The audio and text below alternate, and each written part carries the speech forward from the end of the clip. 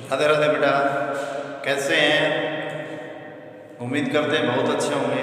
देखिए बेटा, अपना जो फर्स्ट चैप्टर था लेखन कला और विकास, वो मैंने आपको समझाया, उसके क्वेश्चन भी समझाए। उम्मीद करता हूँ आपकी समझ में आ गए होंगे। आज जो अपना चैप्टर है सेकंड, वो 3 महाद्वीपों में फैला रोम साम्राज्य।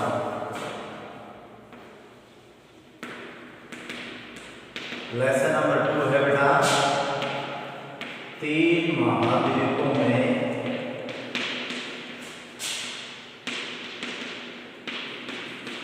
फैला रोम साम्राज्य।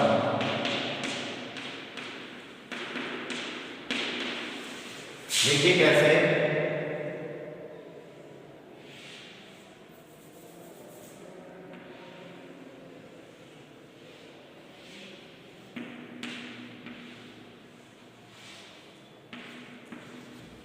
बेटा ये है अफ्रीका, ये है यूरोप, ये है एशिया, इधर है अंध महासागर,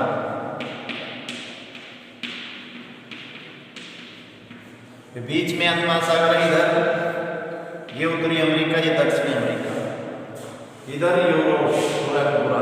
जो इटली है इसके अंदर ये जो रोम है, ये 3 महाद्वीपों में फैला हुआ है। कैसे?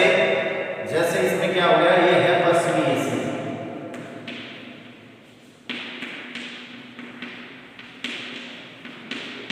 ये यूरोप है और ये उत्तरी अमेरिका, उत्तरी अफ्रीका, सॉरी,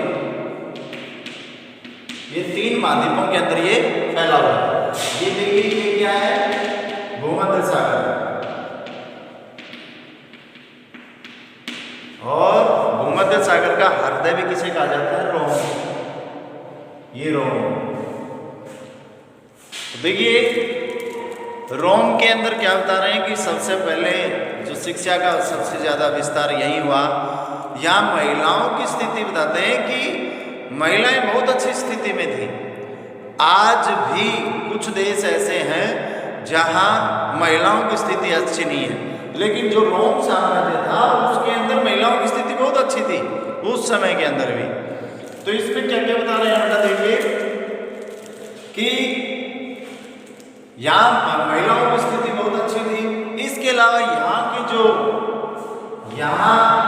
जो लोग कार्य करते थे वो दास श्रम के ऊपर थे, यानी यहाँ दास श्रम व्यवस्था प्रचलित थी।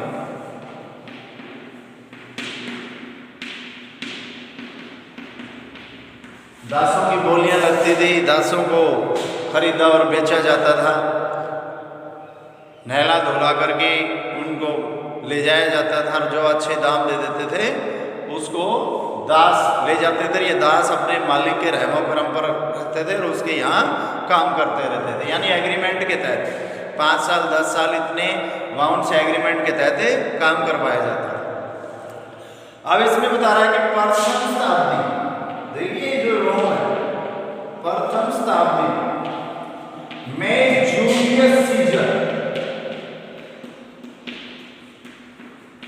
जूलियस सीजर, यहाँ का प्रमुख शासक था और उसने अपने साम्राज्य को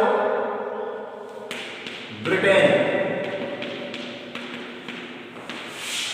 जर्मनी, उसने अपने साम्राज्य को कहां तक फैलाया है बेटा?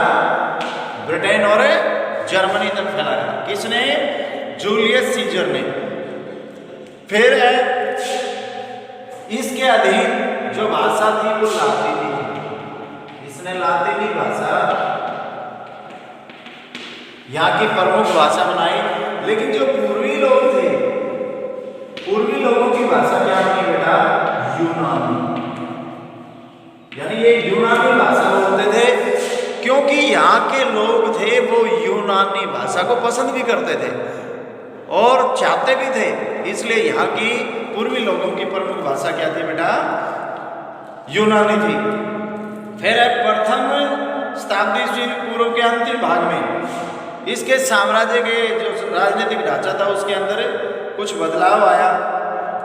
फिर इसमें चौथी शताब्दी में, चौथी शताब्दी कॉन्स्टेंटाइन। देखिए प्रथम शताब्दी में तो कौन आया, जूलियस सीजर, और उसने अपने साम्राज्य को ब्रिटेन और जर्मनी तक फैलाया, लातिनी यहाँ की प्रमुख भाषा बनाई। जबकि पूर्वी भाषा के जो पूर्वी क्षेत्र के लोग जो ये पूर्वी रोम के जो लोग थे वो यूनानी भाषा को ज़्यादा महत्व देते थे, क्योंकि वो यूनानी भाषा को ज़्यादा पसंद करते थे, प्रेम करते थे उससे।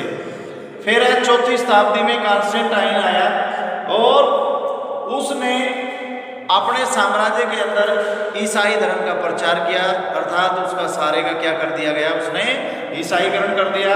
फिर शासन को सुचारू रूप से चलाने के लिए चौथी शताब्दी में, शासन को सुचारू रूप से चलाने के लिए चौथी शताब्दी में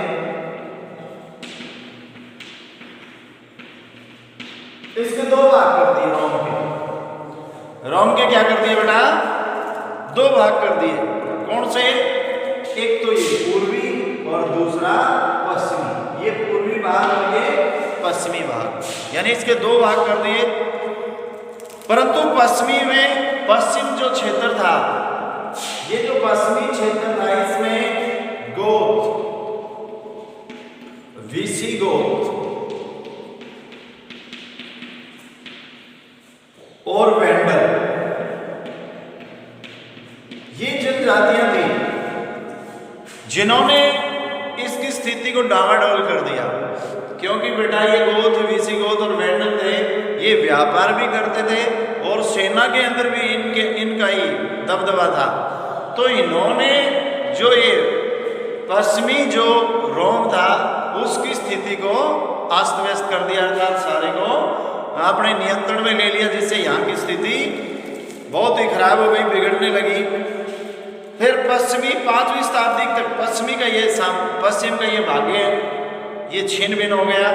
परंतु जो पूर्वी भाग था ये तो नष्ट हो गया 5वीं शताब्दी के आते आते, लेकिन जो ये पूर्वी भाग था ये अपने साम्राज्य खंड और अत्यंत समृद्धि के लिए जाना जाने लगा, अर्थात बहुत समृद्ध हो गया, बहुत ताकतवर हो गया। 7वीं शताब्दी से 15वीं शताब्दी के बीच, 7वीं से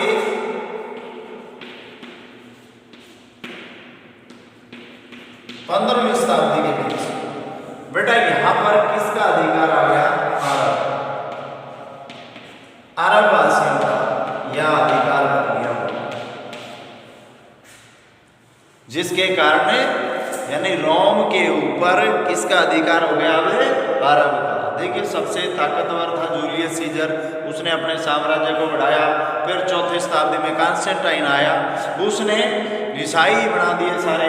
फिर इसके दो भाग हुए, पूर्वी और पश्चिमी। पश्चिम के अंदर क्या थे बेटा, गोथ, विसिगोथ और वेंडल, ये तीनों जो जनजातियां थी इन्होंने इसकी अर्थव्यवस्था को नष्ट कर दिया। लेकिन पूर्वी जो भाग था ये अपने साम्राज्य के लिए, अपनी अर्थव्यवस्था के लिए बहुत ही प्रसिद्ध हुआ, लेकिन लास्ट में इसके ऊपर भी किसने अधिकार कर लिया, अरब वासियों ने। तो ये इसके कुछ महत्वपूर्ण पॉइंट थे, उम्मीद करता हूँ आपकी समझ में आया होगा। धन्यवाद।